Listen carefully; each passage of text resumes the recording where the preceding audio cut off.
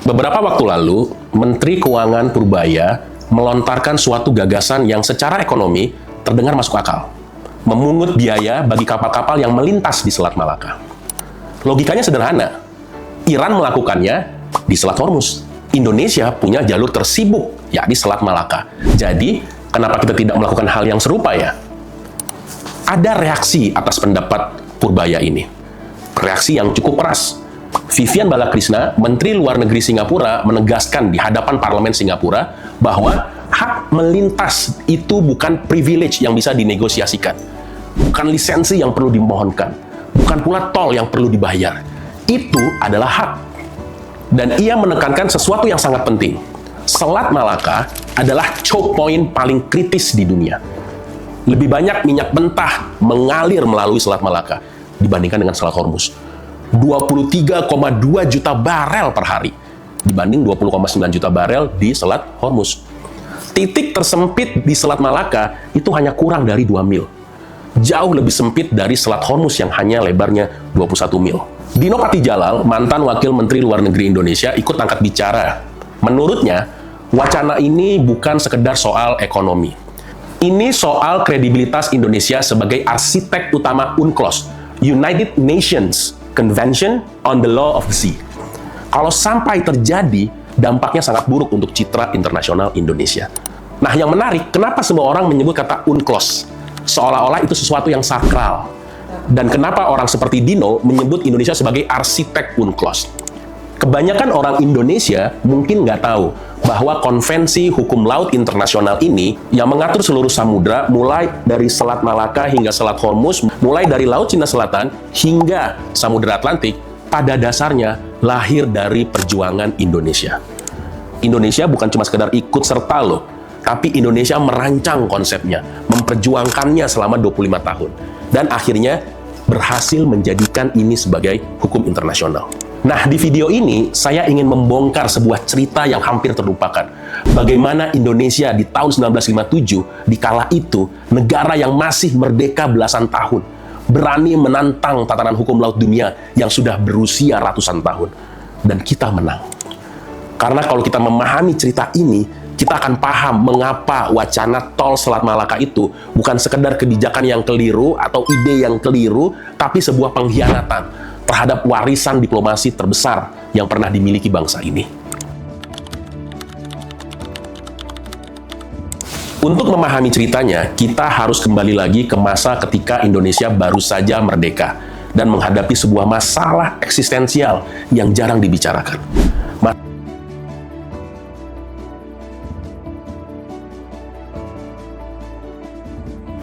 Indonesia adalah kumpulan ribuan pulau-pulau yang masing-masing memiliki laut teritorialnya sendiri, selebar hanya 3 mil, langsung dari garis pantai pulau tersebut. Semua laut di antara pulau-pulau Indonesia, Laut Jawa misalnya, Laut Flores, Laut Banda, secara hukum adalah laut lepas.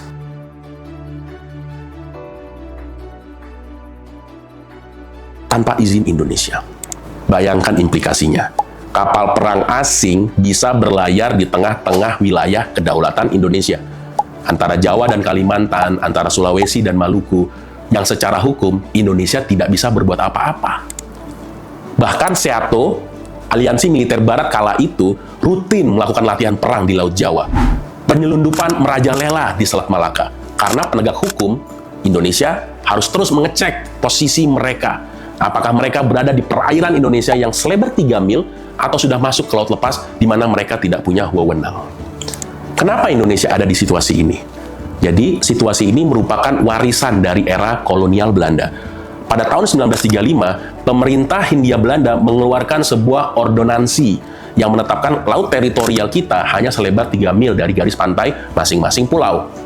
Ini sesuai dengan kepentingan Belanda dan Inggris kala itu yang ingin kapal-kapal mereka berlayar bebas di antara pulau-pulau Indonesia.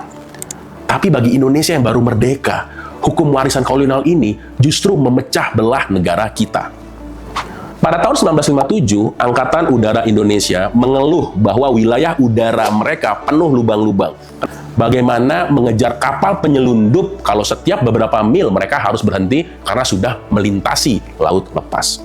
Inilah krisis yang menjadi latar belakang lahirnya sebuah ide revolusioner.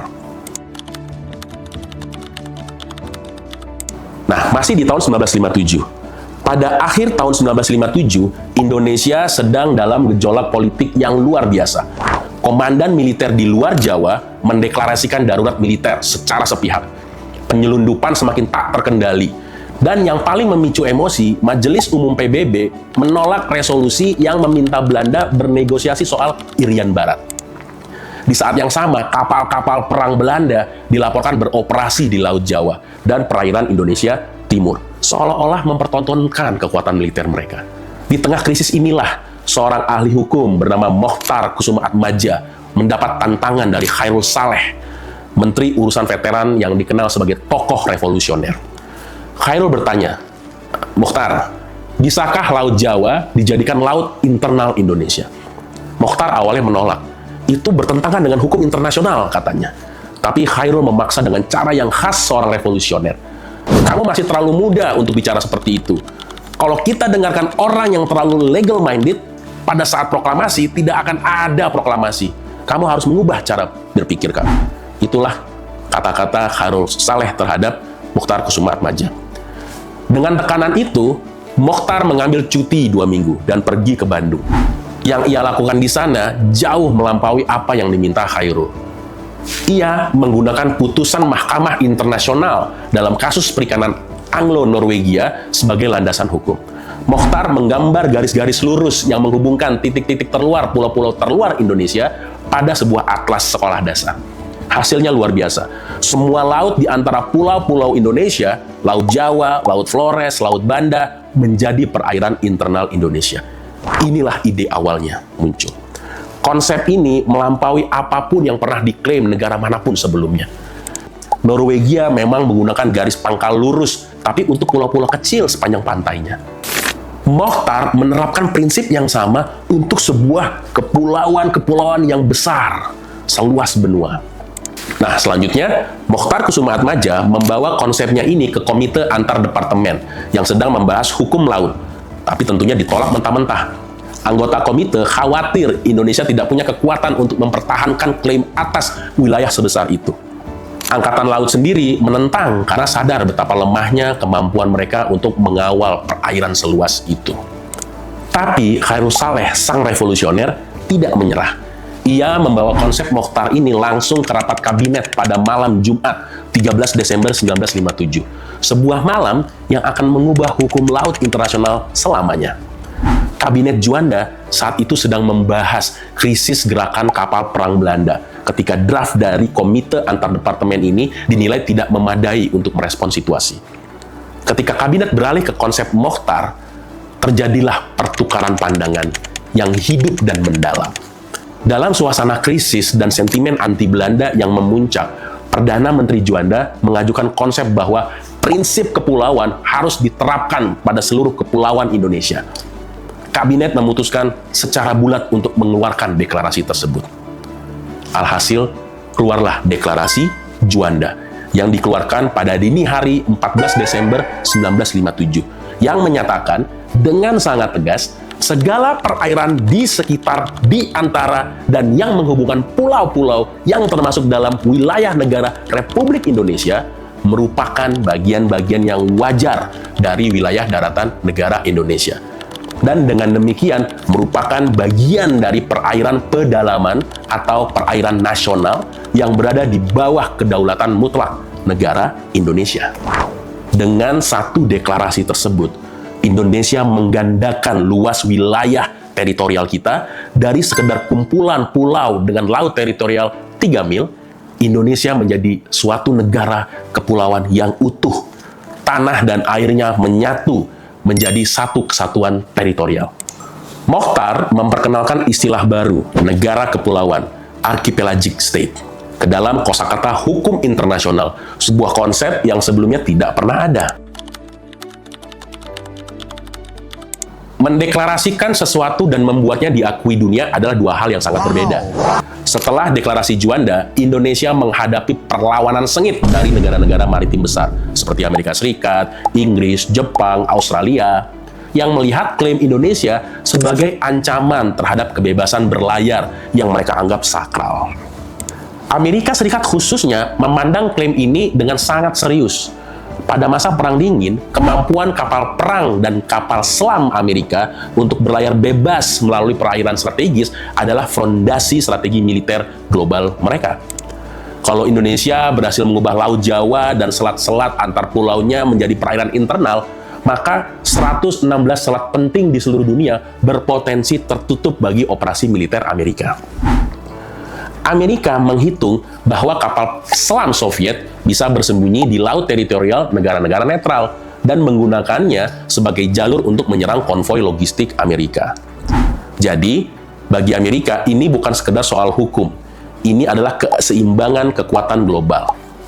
Pada tahun 1960, Indonesia meresmikan Deklarasi Juanda menjadi undang-undang melalui peraturan pemerintah pengganti Undang-Undang Nomor 4 tahun 1960. Peta yang menyertai undang-undang ini menunjukkan 196 garis pangkal lurus yang membentang sejauh 8.168 mil mengelilingi seluruh kepulauan Indonesia. Langkah ini secara praktis menggandakan total wilayah Indonesia. Sekarang, 56% wilayah negara kita adalah laut. Protes tentunya berdatangan. Australia, Inggris, Amerika segera mengajukan keberatan resmi atas undang-undang ini. Jepang bahkan menentang karena nelayan mereka sudah lama beroperasi di perairan yang kini diklaim Indonesia. Situasi menjadi semakin rumit ketika kapal-kapal perang asing terus melintas di perairan yang Indonesia klaim sebagai miliknya. Disinilah Indonesia menjalankan sebuah kampanye diplomatik yang luar biasa canggih, dipimpin oleh Mochtar Kusumaatmadja sebagai Menteri Luar Negeri dan Hasyim Jalal sebagai negosiator utama. Mochtar sering menyebut dirinya dan Jalal sebagai Dr. Jekyll and Mr. Hyde. Jalal yang keras, tajam, menguasai detail, dan tak kenal kompromi di meja perundingan. Lalu Mochtar yang masuk kemudian dengan gaya yang lebih santun, kolaboratif, dan tampak akomodatif, meski sebenarnya tidak banyak yang ia korbankan. Strategi Indonesia bertumpu pada 3 pilar. Pilar pertama adalah meraih dukungan negara-negara tetangga. Indonesia secara sabar bernegosiasi perjanjian batas maritim dengan Malaysia, dengan Australia, Thailand, dan Singapura. Setiap perjanjian batas dirancang agar secara tidak langsung mengakui klaim Indonesia sebagai negara kepulauan. Bahkan dalam negosiasi batas dengan Singapura pada 1973, Indonesia rela menempatkan satu titik batas sedikit di dalam perairan internalnya sendiri sebagai konsesi demi mendapatkan kesepakatan. Pilar kedua adalah membangun aliansi di forum-forum internasional. Indonesia bersama Filipina, Fiji, dan Mauritius membentuk kelompok negara kepulauan yang bersama-sama memperjuangkan pengakuan konsep negara kepulauan di Komite Dasar Laut PBB. Dan selanjutnya, bersama-sama mereka juga membawa isu ini ke Konferensi Hukum Laut PBB ketiga yang berlangsung dari 1973 hingga 1982. Suatu konferensi yang menjadi negosiasi multilateral terpanjang dalam sejarah PBB. Pilar ketiga, dan ini sangat cerdik menurut saya, Indonesia memasukkan klausul wilayah ke dalam perjanjian bilateral yang tidak ada hubungannya dengan laut. Seperti perjanjian pajak berganda dengan Jerman, Kanada, dan Prancis, dan juga Jepang. Setiap negara yang menandatangani perjanjian semacam itu secara tidak langsung mengakui definisi wilayah Indonesia sesuai hukum Indonesia termasuk perairan kepulauannya. Pertarungan paling krusial terjadi dengan Amerika Serikat. Pada Juli 1977, ada negosiasi panjang yang alot antara Mochtar dan Elliot Richardson, utusan khusus Amerika untuk hukum laut. Akhirnya mencapai sebuah kompromi besar. Indonesia menerima rezim Archipelagic State Lanes Passage, jalur pelayaran khusus di mana kapal asing berhak melintasi perairan kepulauan Indonesia secara terus-menerus tanpa hambatan. Sebagai gantinya, Amerika dan negara-negara maritim lainnya menerima kedaulatan penuh Indonesia atas perairan kepulauannya. Jadi ada konsep jalur sumbu atau axis line yang konon merupakan ide Presiden Soeharto sendiri sebagai suatu dasar bagi rezim pelayaran ini. Yang menarik, Mochtar punya kewenangan penuh dari Presiden untuk mengambil keputusan atas nama pemerintah Indonesia dalam negosiasi ini. Bandingkan dengan posisi Richardson yang selama 4 tahun menjadi utusan khusus untuk hukum laut, bahkan tidak pernah bertemu sekalipun dengan Presiden Carter. Perbedaan inilah menunjukkan betapa seriusnya Indonesia memandang negosiasi ini dengan Amerika Serikat. Setelah 25 tahun perjuangan, kan, momen bersejarah itu akhirnya tiba. Pada 30 April 1982, 130 negara memilih untuk mengadopsi Konvensi Hukum Laut PBB, yang kini kita kenal sebagai UNCLOS. Hanya 4 negara yang menolak, Amerika, Israel, Turki, dan Venezuela. 17 negara abstain, termasuk Uni Soviet dan Inggris. Pada 10 Desember 1982 di Montego Bay, Jamaika, Mokhtar Kusumaatmadja menandatangani konvensi tersebut. Di belakangnya berdiri Hashim Jalal dan Abdullah Kamil, 2 diplomat yang telah ikut berjuang selama bertahun-tahun. Hari itu, 117 negara dan 2 wilayah ikut menandatangani. Fiji bahkan langsung meratifikasi konvensi pada hari yang sama. Dalam pidatonya, Mokhtar mengatakan bahwa penandatanganan ini melengkapi kampanye yang dimulai 25 tahun sebelumnya dengan dideklarasikannya Deklarasi Juanda. Tapi ia juga menambahkan sesuatu yang lebih dalam, bahwa selama berabad-abad, kekuatan-kekuatan Eropa menggunakan gagasan kebebasan laut dari Grotius untuk mengubah perairan dan jalur pelayaran di antara pulau-pulau Indonesia menjadi jalan untuk menaklukkan Indonesia dan menjadikan Indonesia koloni selama berabad-abad. Sejak kemerdekaan 1945, kata Mokhtar, menjadi tugas yang sangat penting bagi negara kami untuk memulihkan kesatuannya dengan mengembalikan perairan di antara pulau-pulau ke peran tradisionalnya, yakni menyatukan. Tommy Koh, diplomat Singapura yang menjadi presiden konferensi, menutup sidang dengan menolak argumen bahwa konvensi hanya mengkodifikasi hukum atau kebiasaan yang sudah ada. Rezim hak lintas transit melalui selat dan rezim hak lintas jalur laut kepulauan adalah hanya 2 contoh dari banyak konsep baru dalam konvensi ini. Dengan kata lain, ini bukan sekedar menyusun ulang aturan yang sudah ada. Ini adalah penciptaan hukum baru, dan Indonesia berada di jantung penciptaan itu. UNCLOS secara harafiah adalah konstitusi lautan, seperti yang disebut Vivian Balakrishnan sendiri, dan arsiteknya tak lain dan tak bukan adalah Indonesia. Sekarang kita kembali ke wacana tol Selat Malaka. Dengan memahami seluruh sejarah ini, kita bisa melihat mengapa ide itu bukan sekedar suatu ide ekonomi yang salah sasaran, ia adalah sebuah ironi yang sangat tragis.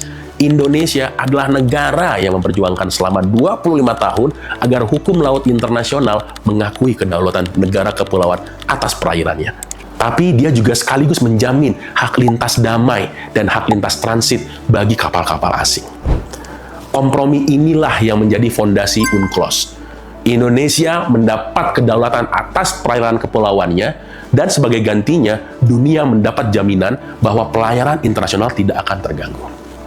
Ketika seorang Menteri Keuangan menyarankan agar kita memungut biaya bagi kapal yang melintas di Selat Malaka, mungkin terinspirasi oleh Iran yang memblokir Selat Hormuz di tengah perang sekarang ini, ia secara tidak sadar sedang menggerogoti fondasi yang dibangun oleh Mokhtar Kusumaatmadja, Hashim Jalal, Juanda, dan seluruh generasi diplomat Indonesia selama seperempat abad.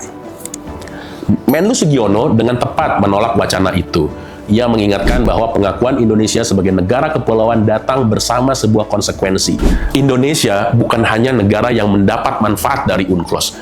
Indonesia adalah negara yang merancang sebagian besar arsitektur UNCLOS. Kita bukan penumpang dalam sistem hukum laut internasional. Kita adalah arsiteknya. Dan tentunya seorang arsitek tidak mungkin merobohkan bangunannya sendiri.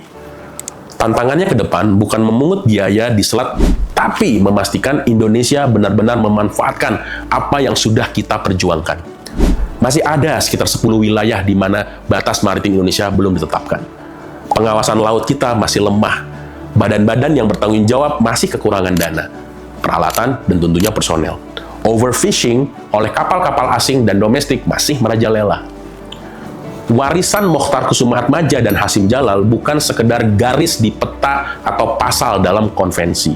Warisan mereka adalah sebuah visi bahwa laut di antara pulau-pulau Indonesia bukan pemisah, melainkan perekat. Sama pentingnya dengan daratan dalam membentuk kesatuan bangsa ini. Sebagaimana dinyatakan dalam Deklarasi Juanda, Kepulauan Indonesia merupakan satu kesatuan sejak dahulu kala. Pertanyaannya sekarang bukan lagi apakah dunia mengakui kedaulatan Indonesia atas perairannya. Ini sudah terjawab sejak Montego Bay 1982. Pertanyaannya adalah, Apakah kita, orang Indonesia sendiri, cukup menghargai warisan itu untuk menjaga dan memaksimalkannya? Tulis di kolom komentar.